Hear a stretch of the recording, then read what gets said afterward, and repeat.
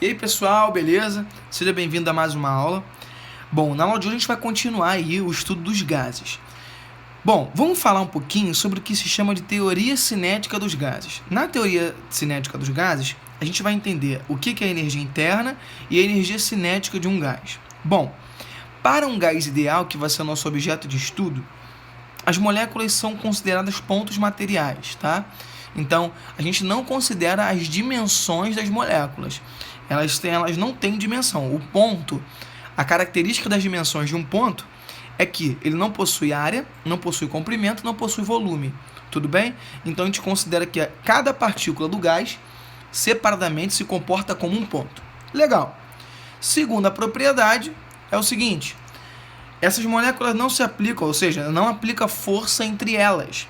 Então, na hora que elas colidem, uma não aplica força sobre a outra, ou seja, uma não altera a velocidade da outra, tudo bem? Então, a colisão entre duas moléculas de um gás não vai aumentar aí a velocidade, consequentemente não aumenta a energia cinética, a gente já vai falar sobre isso. Beleza, ou seja, as colisões, entre uma colisão e outra, vão se mover em MRU, tudo bem? A velocidade delas fica sempre constante, apesar depois de uma colisão também. Legal. Uma outra propriedade, que é uma explicação ainda da segunda propriedade, é que os choques são perfeitamente elásticos entre as moléculas, tudo bem? Quando duas moléculas se colidem entre si, elas não variam a sua velocidade, o choque é perfeitamente elástico, elas conservam a quantidade de movimento delas e conserva também a energia cinética de cada uma delas, tudo bem? Então, por exemplo, um gás, as moléculas desse gás, elas não são capazes de aumentar a sua própria energia cinética. Para eu aumentar a energia cinética de um gás, eu tenho que usar um agente externo. Tudo bem? Bom, que afirmações nós podemos fazer aí sobre a energia interna do gás?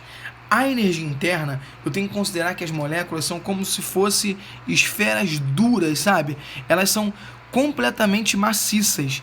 Então, na hora do impacto, quando uma bate na outra, elas não se deformam. Como elas não se deformam, não tem, por exemplo, esse amassadinho aqui, ó, por exemplo, assim. Uma molécula não amassa a outra desse jeito, na hora do impacto. Ou seja, a energia cinética delas nunca vai se transformar em energia potencial elástica.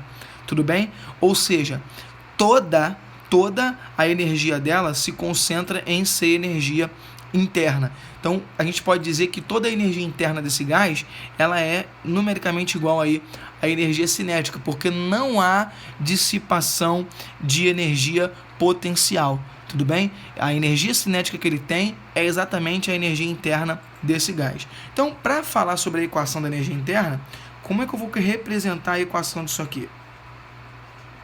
Bom, a energia interna, a gente representa ela como 3/2 de nRT, onde a gente sabe que esse R daqui é a constante, tudo bem? A constante dos gases.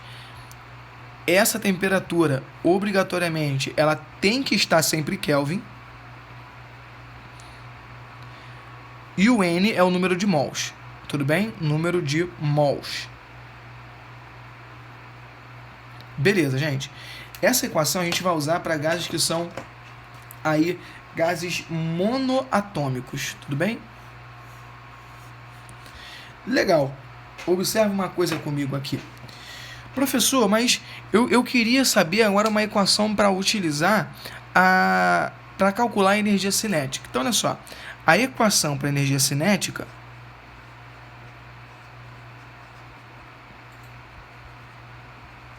ela vai ser energia cinética igual a 3/2 de K vezes T. Tudo bem? 3/2 de KT. Onde esse K é a constante de Boltzmann. Tudo bem? Nós já falamos um pouquinho o que é constante de Boltzmann lá na aula de equação de Clapeyron. A constante de Boltzmann ela vale aproximadamente, né, 1,38 vezes 10 elevado a menos 23 Joule por Kelvin. Tá aí a importância da temperatura sempre ser em Kelvin. Legal? Pessoal, um forte abraço e até a nossa próxima aula.